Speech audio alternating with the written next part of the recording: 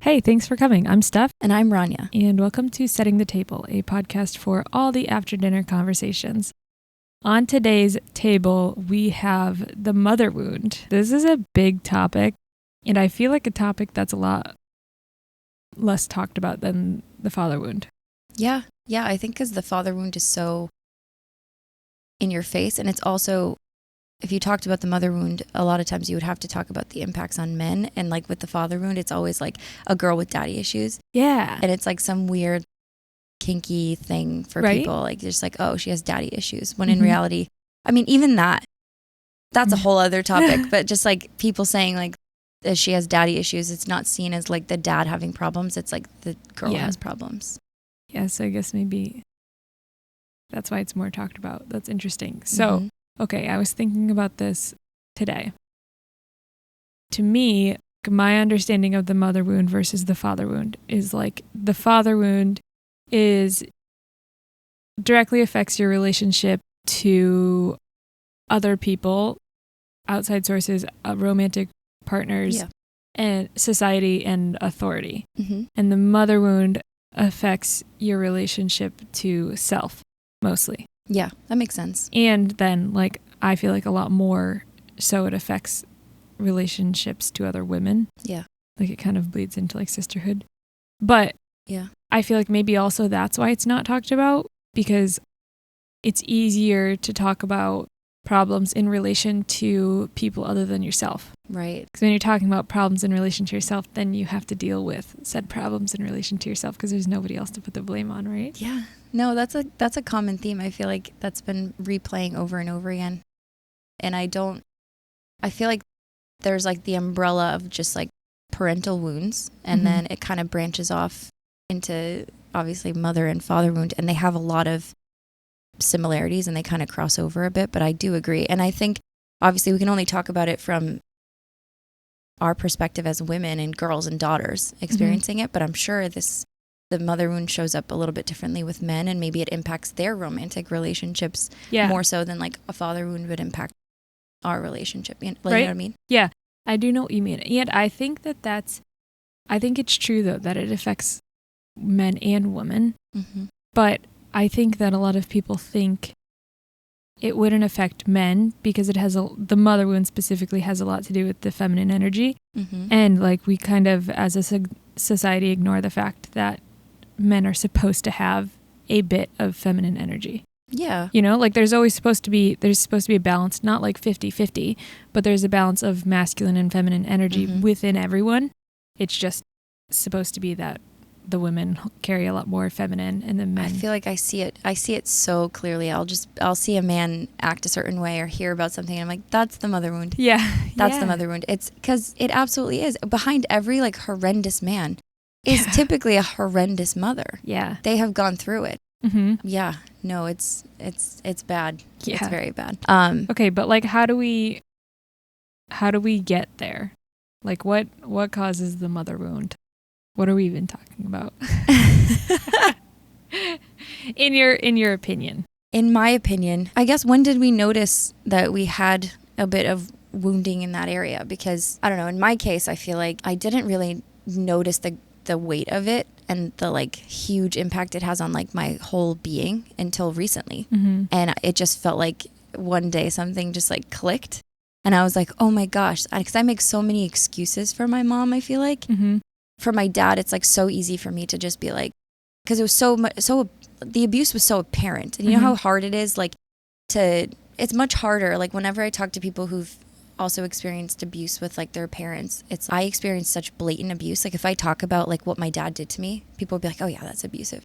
Whereas if you like talk about something like that your parents did emotionally, it's always like, well, it's harder to like put a finger on it and be like, that is abuse. Yeah. So you walk around all these years having all of these like wounds that aren't dealt with, but you don't know if they're valid or not. You don't know if it's a you problem or anything like that. So I feel like now this episode is a bit raw for me because I feel like I'm processing this in real time. Yeah. Yeah. I feel like in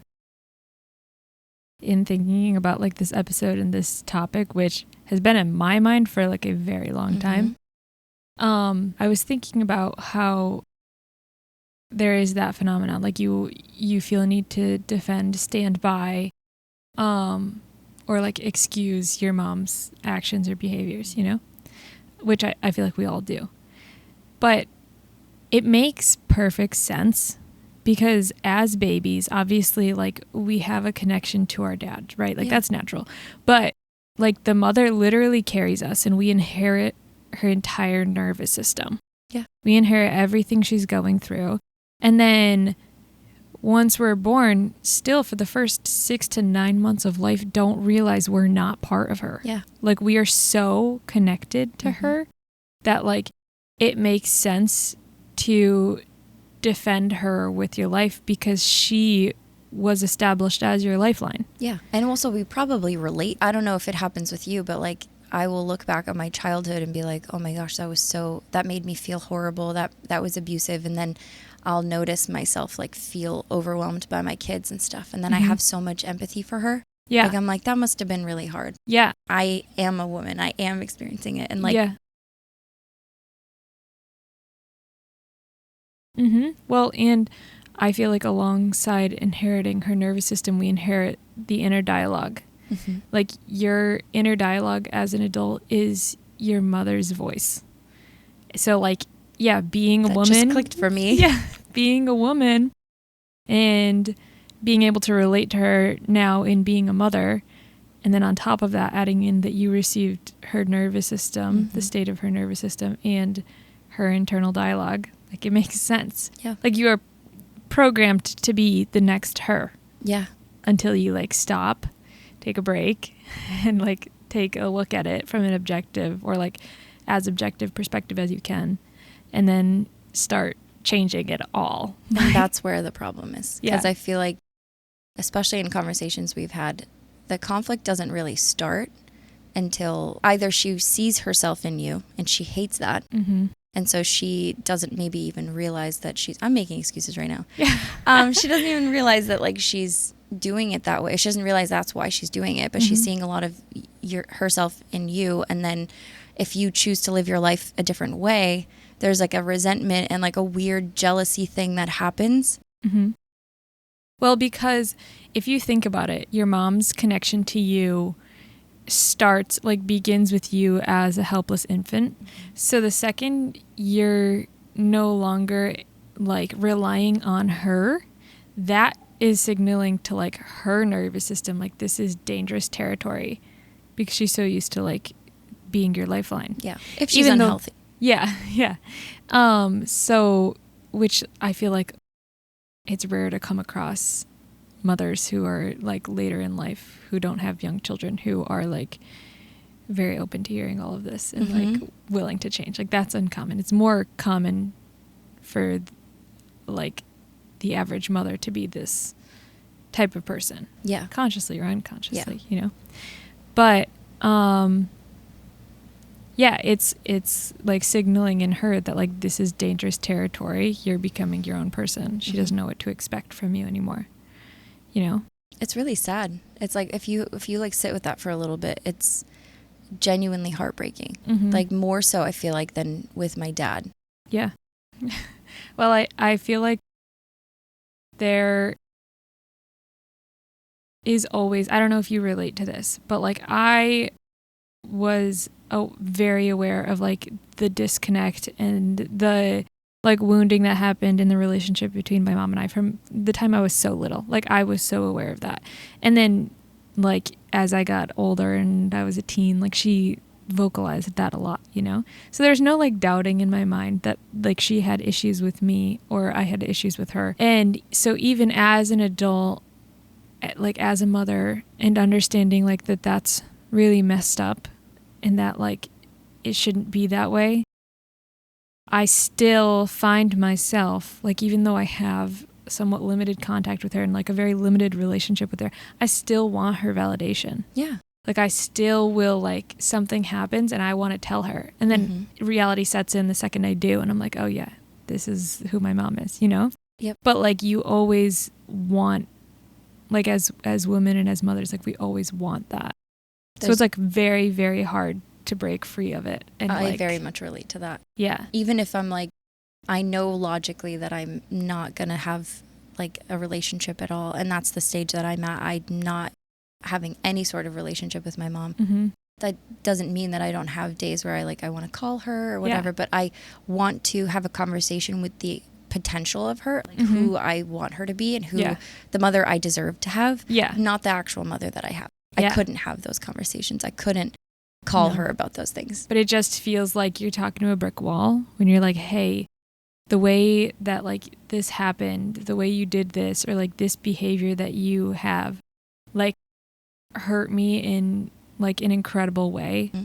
And they're like, there's no like ownership and apology. It's like, I don't think that's how it was. Like, I think you're exaggerating. And it's so like invalidating. Yeah. And like, I tried to have those conversations. And then it was like, okay, I feel like I had those conversations later on after my parents separated. And I felt like my mom heard me. Mm-hmm. And then my reality completely shattered when I realized that she was just kind of saying what she needed to say, apologizing or whatever, just to get access to me again or to have this like relationship that really she only benefited from. Mm-hmm. And then my reality completely shattered again when it was like, oh, she never actually like meant the apology and didn't actually change her behavior. Mm-hmm. It was just this like mask that she put on. Yeah. Yeah. So I don't know what the word is. It's like, it's more than sad. Mm-hmm. It's like this ball of like a million emotions, like anger, sadness, grief. Yeah. Everything. So much grief. Well, okay. So when I was also thinking about this topic, right? Like a lot of it sets in, I think, when you become a mom. Mm-hmm. Like that's natural. A lot of it sets in because you start thinking about the way you mother and then you start thinking about the way that you were mothered and you're like, wait, actually, I can't relate to like the way she did that. Or especially, I feel like maybe, I don't know if you experienced this, but like when I was pregnant with both the girls, but then also when I had them, I was like, oh my gosh, how did my mother like not love somebody in this state? Yeah. You know, like I could not relate to or understand that. Like, so that's when I was like first really starting to like consider all of it. But anyways, in thinking about this topic, like as babies, we establish our mothers as our lifeline, right? But they're more than just like our models and examples of connection and love, which are obviously like the biggest things. But they're also like our food source. So I was thinking about this. I think it's interesting that a lot of girls who have these, or people in general, who have these like very complex relationships with their moms, also have complex relationships with food. Oh, oftentimes. I've never heard of that ever. Isn't that interesting? But that is a common thing. Right? Like, and a lot of, I feel like, and maybe this is me just making shit up, I don't know. But like, I mean, it could be a thing. But I feel like the mother wound, like I was saying, like really revolves around ourself and our relationship to self. So it's like your trust, your intuition, and is very like related to like nourishment, right? So like learning to nourish yourself, learning to take care of your body, and learning to like appreciate your body. So when you have this like complex relationship with your mother who's not modeling consistent love and care, all of those other things that you should be learning from her as well probably get like screwed up a little bit. That makes right? sense. Because I always hear about like, I know the eating disorder thing goes hand in hand with people who have like complex issues with their moms. But I always thought it was because a lot of women, myself included, their moms talk so poorly about their bodies and then will even like nitpick their daughters' bodies too. Yeah. Well, but that's really interesting. Right? Yeah. Like I think that, I mean, I do think it's definitely that as well. Like as you get older, it like morphs into that. But like you have this distrust of your food supply. Like you have this distrust that your food supply is always going to be there, because maybe when you were like put down for bed and you were still hungry, your mom let you cry it out, but you needed to eat more. And like, so then you have this distrust that like there will always be food provided for you, and that like your body is worth nourishing, established from the time you're like an infant. Have you seen anything on this, or is this just like I feel like, no, I haven't seen anything on this, but I feel like I've heard other people like have a similar view of it. That's so interesting. I've never heard it from that perspective. I never thought of it as like... Well, I was just thinking like the mother wound, like the way I think of it, has a lot to do with all of the senses. And like, so a lot of the time, or seemingly a lot of the time, people who with mother wounds have really bad body images, very low like self-worth. They often don't trust their intuition and like can't hold their own personal boundaries. So then I was like thinking about that kind of as a whole, of like how you like think of nourish, take care of your body, and it's like mentally, emotionally, and physically. So like the food, that would be the physical part. I mean, obviously also physical affection is huge. When you have mother wounds, you're likely very uncomfortable with physical affection. Yeah. I don't know anything about that. So like obviously that's part of the physical as well. But yeah, I think just this like inability or like difficulty around nourishing your body in a whole way often comes from having a complex relationship. Maybe this is my undiagnosed autism, but I literally just want to like turn this off and go research this. Yeah. I'm like, that's really interesting. I want to look into that. I want to dig deep into that. It just kind of makes sense in my head. It does. I don't know if there's any like... It does, and it sounds really woo-woo. Like, to be honest, that sounds crazy, but it always starts off that way. Like, there are things now that are like proven by science, or like, oh, now there's like this correlation between PCOS and childhood trauma, and it's like, whoa, what? Yeah. So like, I wouldn't be surprised if that was something that like it's just was a legit thing. It's just the start of... It's just the start of a new I think thought. a lot of things have correlate with these wounds and how like the first like year of our life went, really. Yeah. Well, we know now that like the first 3 years is extremely significant on our attachment style. Yes. Like we know that that's true, and that like directly affects how securely we can attach to other people. Yeah.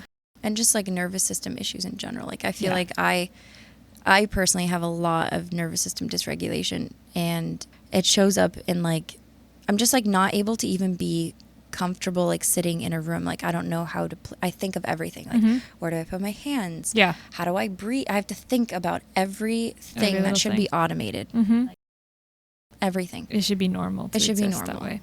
I'm not able to like regulate my body temperature well. I fidget in a certain way, or like my breathing, I like yawning constantly. Like even during these episodes, it's constant yawning, and I know that it's like my body trying to regulate. But like I don't have that.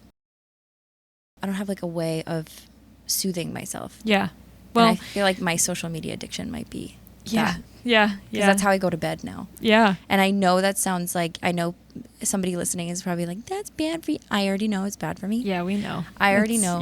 Same way. I'm trying. But it's what works right now, because I can't turn my brain off. No, I'm the same way. Like I need some outside source to turn your brain off. Well, because in the first 3 years of life, right, you're supposed to learn, one, that your mother will always be there. That like you have a lifeline. You're supposed to like learn that she's there. You have some sense of safety, right? But then you're supposed to learn how to co-regulate with her, you know? So if you had a mother who was extremely stressed out and overwhelmed, and the second you were stressed out and overwhelmed, she had to just leave, or she showed you affection and connection inconsistently, then you never learn how to co-regulate.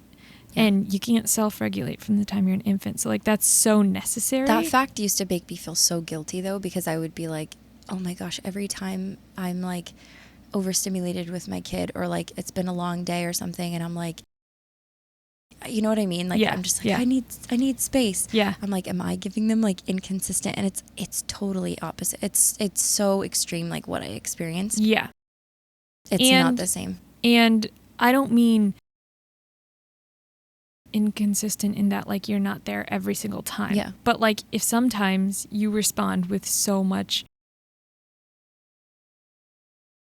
empathy and care, and then other times, or like the majority of the times, you freak out at them, like they're going to still come to you wanting that, like hoping for that. Yeah, hoping for like a bit of connection, but then knowing they're going to receive the opposite, you know. And genuinely, to make sure your kid has a secure attachment, you need to show up in that way 30% of the time. So like you're doing That's just always fine. Such a crazy thing to hear. It's like so little is needed to like. Yeah. Like it's not like we expect, or like, like we don't expect mothers to be the most calm, serene, happy, empathetic, caring, loving person 99% of the time. Do you know what's really interesting? But we both came from moms who were home with us all the time. And we both don't have a secure attachment. And I can think of so many like moms who like stayed at home, and that was like their whole thing, and they like sacrificed for it or whatever. And yet their children have really bad attachment styles. Yeah. What is with that? Because my mom was a stay-at-home mom. Yeah. She like had some jobs and like did some things here and there, but like for the most part she was home. Well, so here's like my thought on it, is that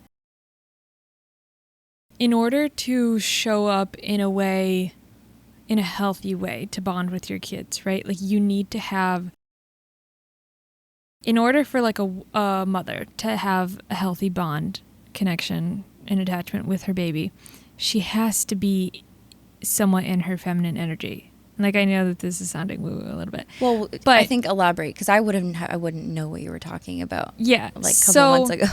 So she has to be in like a space where she feels like she can nourish and like she care, needs to be doing something that's filling her up. She needs to have her own cup filled. And so a lot of it's dependent on the masculine energy. True. So a lot of the times I think we grew up with mothers whose relationships weren't fulfilling. So then that bled over into how they showed up for us, which is why they say that like having a happy mother is the most important thing for your kids. It's more so than having a mom who's literally home with you all the time. Because there are kids that I know of that like their parents work, like their mom worked 9 to 5, and they are so close and so like securely attached with their mother. Yeah. So like it's more important that the time spent between you and your mom is with a happy mom than just having time, you know? And especially like if your mom is in an unhappy relationship and that's causing her to be stressed out and not in a place where she can show up like calmly and safely and like offering love and connection, then it's going to be, it's almost like guaranteed that there's going to be some sort of mother wound inflicted on you, you know? There's going to be some like inconsistency, because a lot of the times the mother wound isn't caused from like an event, you know, it's caused from like ongoing inconsistency in the years that your nervous system and body is developing and you're growing into your own identity. So like a lot of the times it's not like intentional action, although obviously that matters too, but it's like the lack of love and connection that you're supposed to have. It's so, we just obviously talked about community like an episode or 2 ago or 3 ago. And I feel like that's also a remedy for this too, because even if you don't have like a fulfilling relationship or there's nothing you can do about it, or again, let's just have grace for like financial issues and they might not be able to like afford to have their kids be with a babysitter or like whatever. But if you have community, then you can make time for, like you talk about like your gym time is like so fulfilling for you. Like that's your space now to like show up for your kids better and like be in a healthier body and do all that. If people don't have community, you're more likely to be a like bad mom. You're more likely to have that. So definitely. It's like but also I feel like the father wounds really impactful on our relationship to society as a whole, but the mother wound's very impactful on our relationship to community. Yeah. It makes it very, very hard to build community because it kind of, like, in a lot of ways destroys your sense of self. Yeah. So you don't know, like, where to start looking or how to connect with other people if you don't have any sense of self. Mm-hmm. Like, you don't have an understanding of who you are, so you can't, you have nothing to offer anyone else. And I feel like we can't even, I know that a lot of people make excuses, and like, I don't want to make excuses for the things that happen to us or anything like that. But also, if you think about just like being pregnant, having a baby, being postpartum, and like the amount of times, both our moms had a lot of kids, the amount of times that they must have like dealt with the identity crisis, and then also didn't have podcasts and books and like resources, other at people all, that were talking about it. I don't know how they could have done it, because I'm struggling in 2025. Mm-hmm. I have so much grace for them. Yeah. Well, genuinely, I think it's like very fair and important. Even if I don't want to talk to them. It's very important to be able to say, like, I have so much grace and I understand they were going through a lot. Mm-hmm. That doesn't mean you have access to me. No. Or that I want a relationship, but like, I can understand. It like, helps me forgive my mom, because I'm in a place right now where a little bit more raw, but like, I do forgive my mom, and I do know that she had obstacles that I didn't have, and all of these things. Yeah. All that to say, the resources are there now, and it's probably harder for her to change, but it's possible. Mm-hmm. Yeah. Yeah.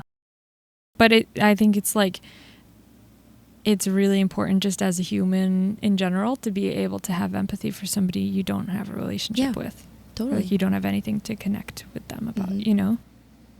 When did you notice the signs of like an unhealthy relationship with your mom?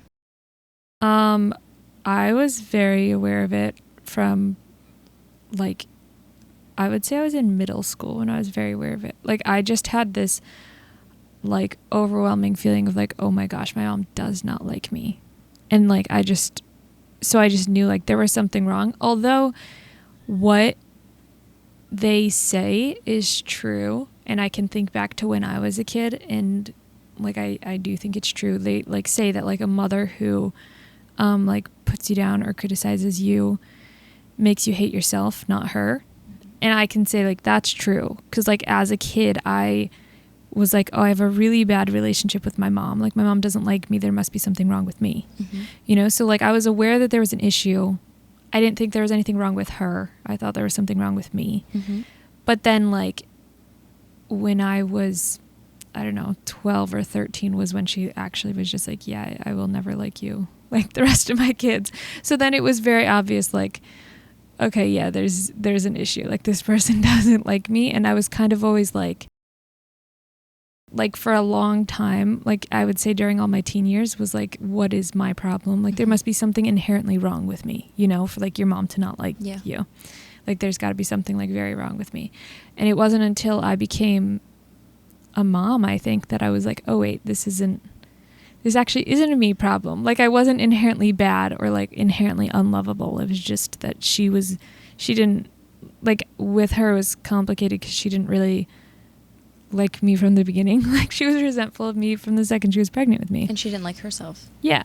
So, like, it was when I was, like, pregnant and then, like, had my own babies that I was like, wait, no, she was just, like, dealing with all this stuff and put it on me, but it was never my problem, you know? And I, like, since then I feel like, really grieved the relationship, or, like, the idea of the relationship with her, because, like, I recognized that the relationship I had with her was always very, like, shallow. Like, it just had to be. But, like, over the last few years have had to, like, just grieve that and be like, okay, this really sucks, but this is what it is. Like, I've brought some things to her attention and kind of given her, like, the benefit of the doubt and, like, had the conversations, but, like, am often met with, like, it didn't go that way, or, like, I think you're remembering things wrong, or, like, I don't remember it being like that. You'll even get that from, like, siblings and stuff. I get that myself. Yeah, I get that. Yeah. So were you scared to become a mom? Did you have fears before you got pregnant of, like, how am I going to show up for my kids? Or did you have, like, a fear of having a daughter almost? Yes, because I did hear that, like, oh, when you have when you have a daughter, it'll be payback. I was like I got all the issues, honestly. I was in a weird position because like I always heard from my mom, you're just like your dad. And I always heard from my dad, you're just like your mom. And if you didn't know, my mom and my dad are divorced. They did not like each other. So like it was always used as an insult. Yeah. So before I had kids, I was never worried that I'd be able to love them. Mm-hmm. Like from the second I was pregnant, like I had such an incredible amount of love. Yeah. I was worried that I wouldn't be able to connect. Yeah. Because I was like, I don't know what a healthy connection is like. And like up until that point, I mean, yeah, like up until that point, I had never been and still wasn't in a healthy, like loving relationship where I feel like a lot of these issues, mother and father wounds, can be healed a little bit in romantic relationships if you're in a healthy one. Like a lot of them can be remedied or healed or like worked through a bit. Just like having children, I feel like there's so much healing that happens. Yeah. But like by the time, like I'm saying, when I was pregnant, like I still hadn't experienced a healthy, loving relationship. Yeah. So it's not like there was opportunity for me to heal that parent wound until I had a kid. Yeah. And then that was the first time where I was like actually experiencing love and connection in a way that was like healthy and just like human. And was like, oh, okay, this like relationship from parent to child can be way different than it was for me. But I was aware of it from a very, very young age. And I feel like I think that the mother wound has a lot to do with like how you view yourself. So like I grew up with like a horrible self-image, like absolutely hated myself every way you could.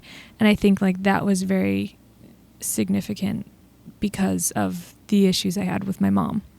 My mom also was the type where like she wasn't just like emotionally inconsistent and that's why I had a mother wound. Like she also was the type to like put you down or to like lash out and be like the angry mother.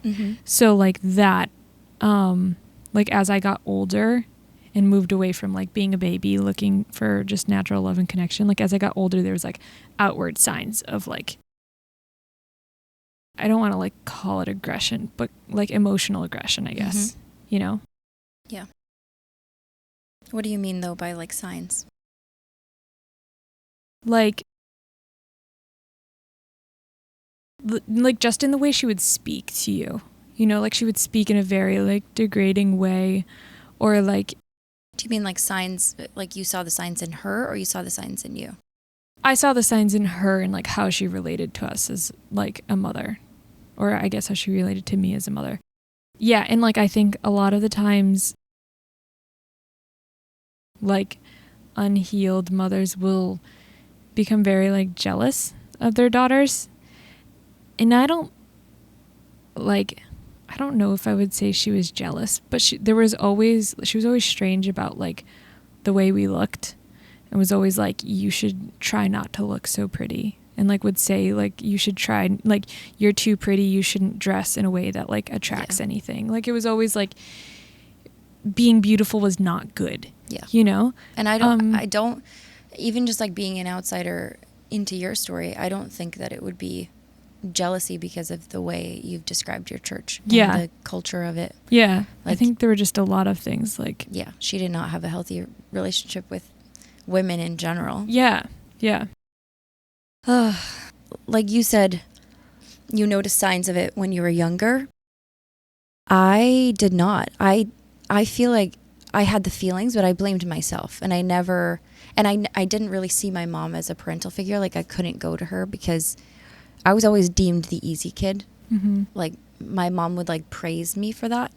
She'd be like, oh, she doesn't need anything. She doesn't get in trouble. I don't need to like go to school things. Like we were the opposite. Yeah. I was the bad kid. Really? I was a hard kid. I was like her. She compared, my cousins would get compared to me. My siblings would get compared to me of like, be like her. So then, and then behind closed doors, I'm like, I want to like rip my skin off. Mm-hmm. Like I don't like myself. I only feel fulfilled if I am completing something. Mm-hmm.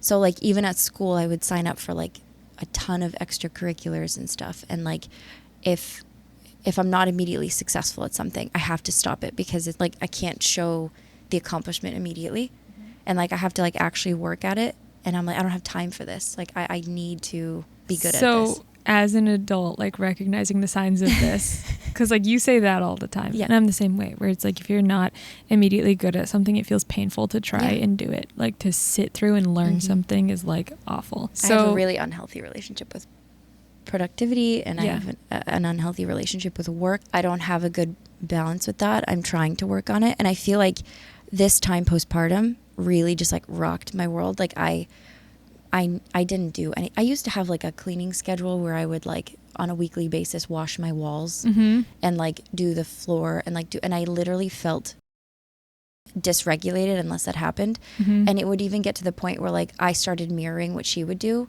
And I would be like, if people were like resting, and not people, I mean Caleb. Yeah. Like there's kids, the rest of them are kids. If Caleb was like not like on a Saturday morning, like wanted mm-hmm. to sleep in instead of like getting chores done, I was like, what the heck? What is wrong with you? And I didn't even click for me that it was something wrong with me, because I feel like society just like praises that too. Yeah. Like if you have a clean house that's like put together and like your baseboards don't have dust on them, then like you're a good mom. I think that is one reason why it is so hard to recognize the mother wound, because we are praised for a lot of the results of it. Yeah. You know, whereas the father wound, you won't necessarily be praised for. Some you will, like the hyper independence that comes with that, you will. But like a lot of the times, father wounds directly impact romantic relationships. So people can be like, oh, okay, like they're not going to praise you for ending up in like really bad relationships mm-hmm. over and over again. But the mother wound, it's like you're going to become hyper productive. You're going to deny yourself like any amount of pleasure or comfort. Yep. You're not going to trust yourself, so you're going to rely on men mm-hmm. or outside sources. So like there's a lot of things that we praise as a society. And my all of my like OCD tendencies mm-hmm. are directly tied to that. Yeah. Like I have a severe distrust of my body mm-hmm. and I have really bad health anxiety, and the OCD patterns that play into that of like checking my symptoms and like mm-hmm. going down. Yeah. It's a whole thing. It all goes back to my mom, I think.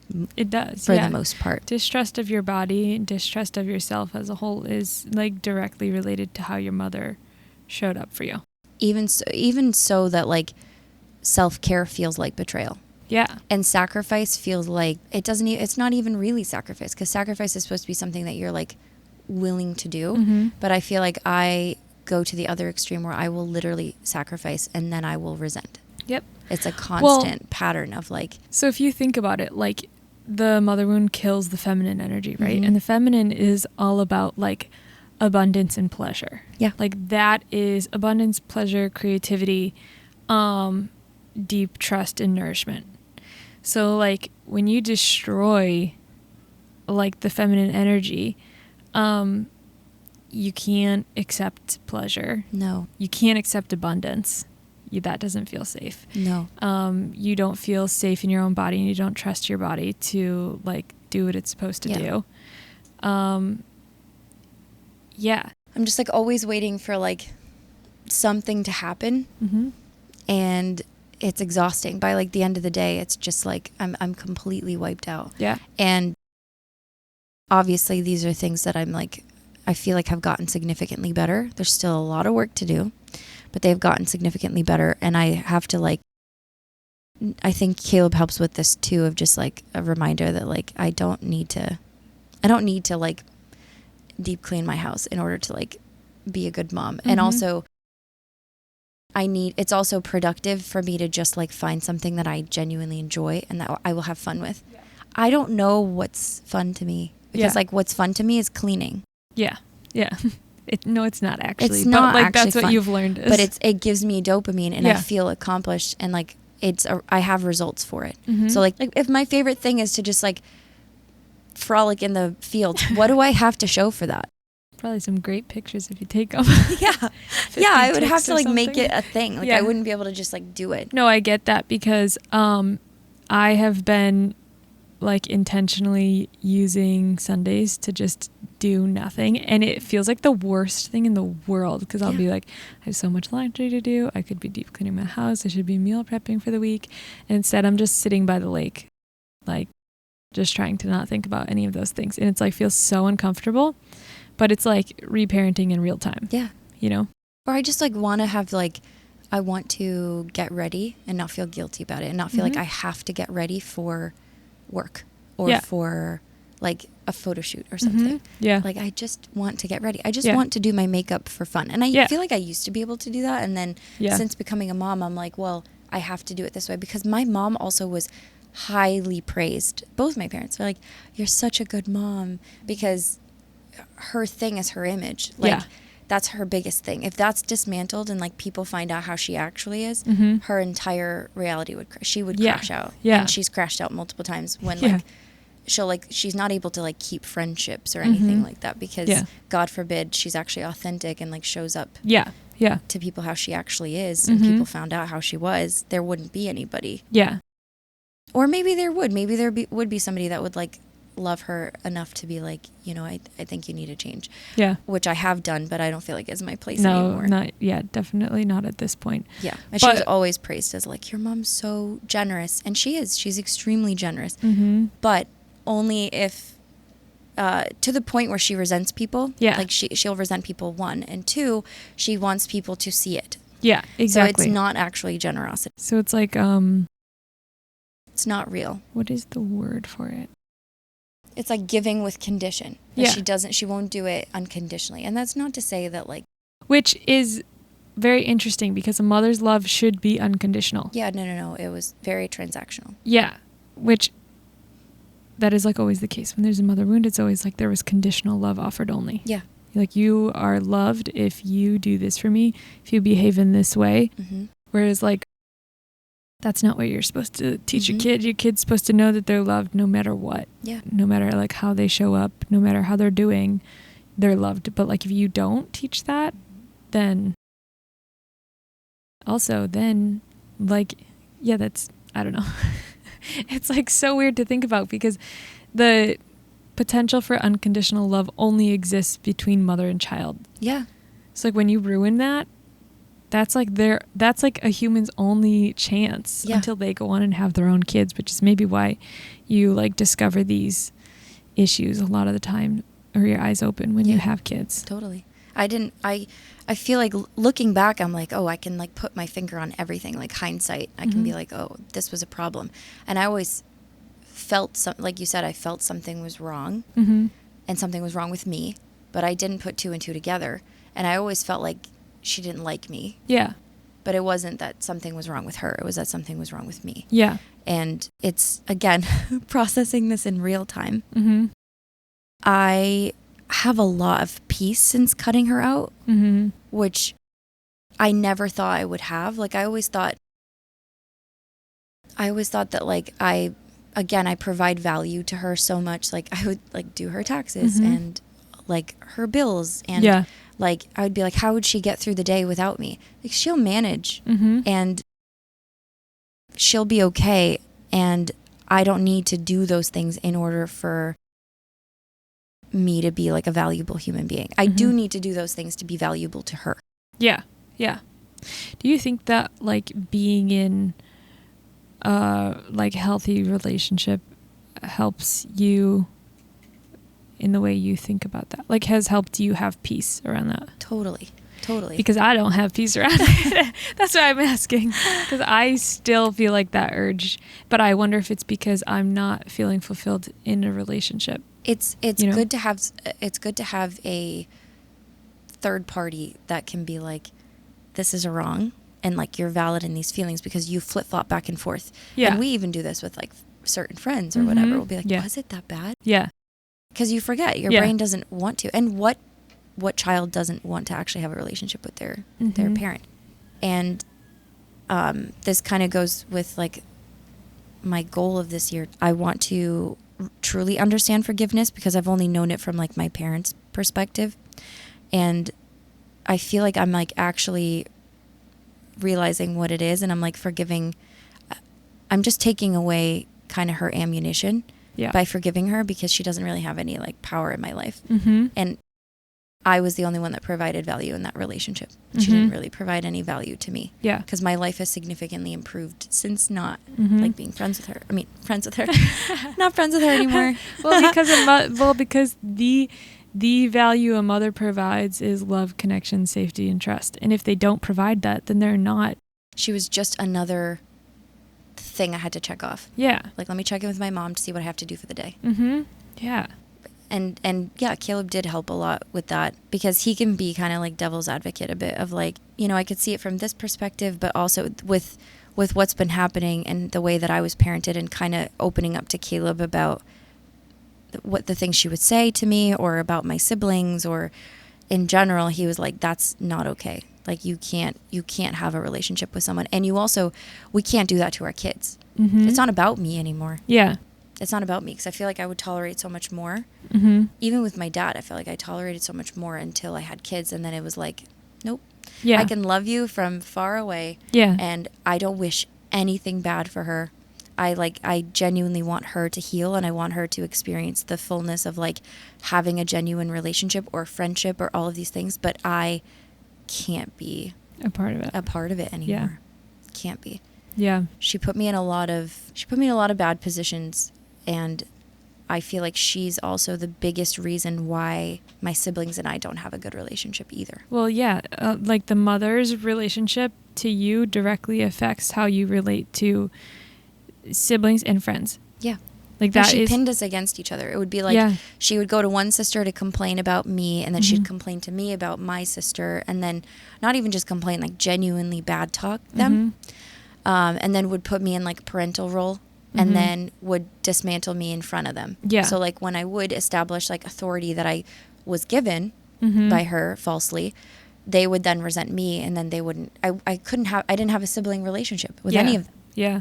Yeah. I feel like we relate on that. Like I don't really have a sibling relationship with any of them. I think mine was like different. I wasn't ever given authority, but like, I think it was just about how she treated us very differently. And like, I was very aware of how I was being treated differently than them. And they were aware of that too. But yeah, like it's a mother's role to foster and model healthy relationships. And if you don't do that, then like your kid's chance of healthily relating to anybody, it's like it makes it really hard for them. Yeah. It's sad because like your siblings should be like the closest people the next closest people to you. Like they're going to outlive your parents. They're going to be the people that see you from their birth or your birth till yours or their death. Like they're the only other people that are genuinely alongside you in life for the entirety of your life. And so to have that like completely taken away, it's not even, I wouldn't say it's completely taken away, but like we have to start at ground zero. And then a lot of them have these tendencies or have these relationships with her. And in order to have a relationship with them, you have to be okay with that relationship that they have with her. Yeah. And yeah, then it just gets so much more complicated too, because like, I know at least in my family, in my situation, it's like, I know the relationship I have with my mom and I know where we stand. And I know the relationship I have to my siblings, but they have different relationships with her. And so like, it's almost like walking on eggshells because like if I start a conversation with them, it's like, this isn't a conversation I want going back to mom. Yeah. Because I don't have a relationship with her where I feel comfortable talking about this. So it's like, it's weird. And it feels like just like more work to get people involved. So like for me, yeah, like my siblings are just people I know. I know. And it's like, you're talking to these people that are your somewhat immediate family, but they literally don't know you. Yeah. I remember like when I think I was 12, maybe I was 13, like getting a call from my oldest sister. Obviously I was still living at home and she was not. And she called me and I was like, what? Like she called me on the house phone and like asked to talk to me. And I was like, what is wrong? She was like, hey Steph, like I was just wondering if you'd like want to come over sometime. And I was like, no, like what? Like that's so weird. And she was like, well, like you're now like a teenage girl and like I don't know you at all. That's so sweet. She was like, I literally, like, I don't know anything about you. I don't know about your life. I don't know what you're into. I don't know who you are. And like, you're my sister. That's kind of weird. And I was like, yeah, that is. Because like, I knew her as like a mother to my nephews and nieces who I watched, but like, didn't know who she was as a human at all. And like, yeah, that's literally my sister. But it's weird when you have people who are like there for the majority of your life more than anybody else probably will be, and just like not have a close relationship. Like, it's very strange. It's just something that I know is not going to happen with our kids. Oh, absolutely not. No, I'm not participating in that behavior. It's weird. No. Well, and like, I feel like both of us, even though like you say it's like raw and you're going through it now and like you are, like, we both have been reparenting for a little while. Like, we've both been unlearning the unhealthy things we were taught by our parents and have been like reparenting in real time. So like, when like our kids are still so young and we've already done so much and they're already like light years ahead of where leaps we were. And bounds. Yeah. Because even if like it's raw right now because I have just like cut her off completely, but I've never seen her as a mom. I've never respected her. I have a lot of my favorite people are the people who have gone through stuff, and they are now like, they didn't have parental figures and they're literally pulling from nothing. And they're making they're literally making it. It's like magic. Like, you're not pulling from what you have. No, you're creating. Well, it is in you. Yeah. But you're literally creating this like little human and their reality, and you're doing like a good job, and you're like holding space for them, and you didn't have that. It's insane. It's the most incredible thing, and those are my favorite kinds of people, because they are like rolling up their sleeves and putting in the work and like sitting with the horrible feelings and like well, and I think that like in this time period, like if anybody else is going through this and is kind of like in this phase of like reparenting and reimagining what a relationship with your mother or parents should be like, we do have an advantage where we can find we are pulling from nothing, but we can at least pull some inspiration. Like, we have access to so many people around the world through social media, and like, it's not the same as having an actual real life community, but like, you can pull inspiration from all of these other people who have the qualities that your mother didn't but should have, you know? Like, you can go and listen to someone's podcast, like a woman who is really, really good at nourishing her body and teaching you how to do the same thing. Yeah. And you can go and like read the book by a woman who is really comfortable with her sexuality and like her showing up and taking care of her body, like her outside appearance. You can like learn from her. You can like learn from the woman who's so affectionate, you know, like that person you see and you're like, wow, I wish I could be like them. You can choose to learn from and be inspired by all of those people and just take the little bits that like apply to your life and kind of like use those in your reparenting journey. Yeah. You know, I think the biggest thing for me was to let go of the idea that my mom was going to change or that I was going to change her. Yeah. That's the first And step. once you do that, you have so much more mental, emotional space to show up for yourself. Yeah. And freedom to create what you believe a mother should be. Yeah. And then I look at my kids and like they're so like wild and free and they have fun and they do all those things, and I'm like, they have these traits that I gave them those traits. They were just suppressed in me. And like they were not like nurtured, I guess, by my parents. Yeah. But they are what I did give my kids that. Like I am capable of that. Yeah. So like just having these like beautiful, wonderful little people around is like a reminder that like I do have that in me. I can get that back. They say children are mirrors. Yeah. Yep. I feel like we've both experienced that hardcore. Oh, Because it's like they're mirrors in that like they're going to reflect everything you need to work on. And like this is what that means.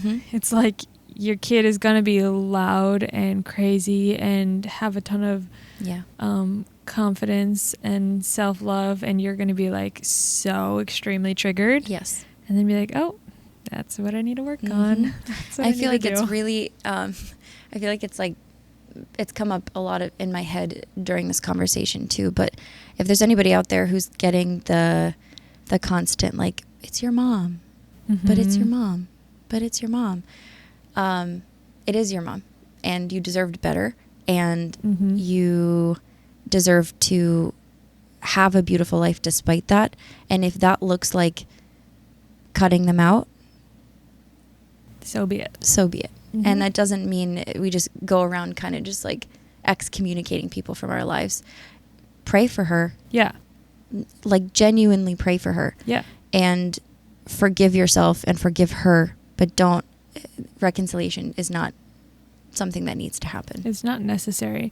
And if it does happen for the better, that's great. But if it's still causing you stress and affecting your relationship to self and your kids if you have them, it's not worth it. You're a whole human being without them. With or without her love and connection. You're a whole human being. I always felt like if I separated myself from her, that I would be like lacking, or that there would be like some kind of like void that needed to be filled. You believed yourself to be a part of her. Yeah. Well, on this earth. Like you believed yourself to be a part of her for so long. You learned that you were simply an extension of her. But like as an adult, it's our job to separate ourselves from them and then establish who you are. Yeah. And if you are fortunate enough to have a mom that's like willing to have those conversations, then like send the podcasts, send them the book recommendations, sit down and have the conversations and be uncomfortable and realize the privilege that we do have of like, we have a lot of resources and we know how to utilize the internet and maybe we have different cultures and stuff too. And if you can bring that to her, even better. Yeah. That's even better. I feel like we hit it all. Yeah. What a conversation. I would say my goals this year have like changed a little bit. I mean, they've always been my goals, but I feel like now they're like such a priority for me. And that is, it really got solidified when we did the photo shoot with Nyella. And I feel like it was so fun to just like be a girl and like run through the forest and just like do things for the sake of just like enjoying them and creating like beautiful art.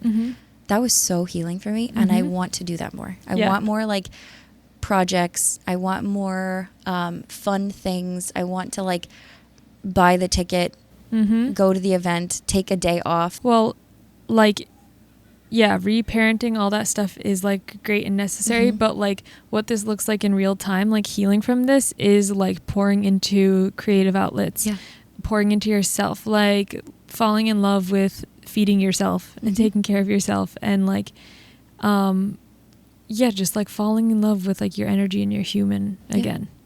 And like that.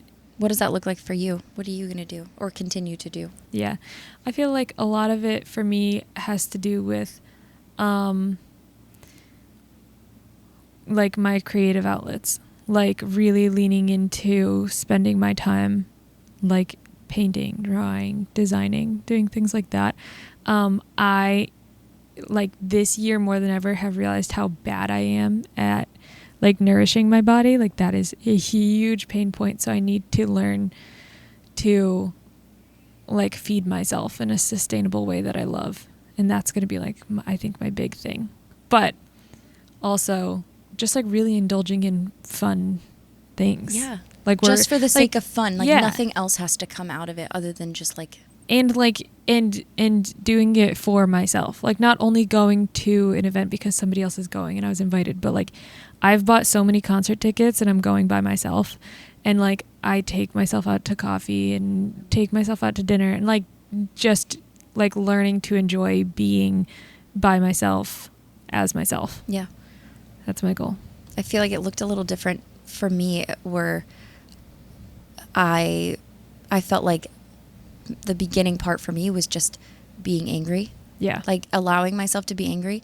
I was always so guilty if I felt angry. Mm-hmm. Like I wasn't allowed to feel that way. And you've called this out too in like our friendship, but like I shrink myself a lot. Yeah. I'm so done with that. Yeah. Yeah. So done with that. And I know this is just the beginning, but like I so often find myself just like wanting to do something, but I'm like, oh, somebody else is into it, so like I'm not gonna do it. Yeah. Or like I have an opinion about this, so I'm not. Mm-hmm. Or I'm around somebody and I just kind of like shrink down. I don't want to take up space, and that's kind of how my body language is. Yeah. And I want to just like not do that. I want to just like take up space. Yeah. I feel like expression as a whole is so significant here. Like,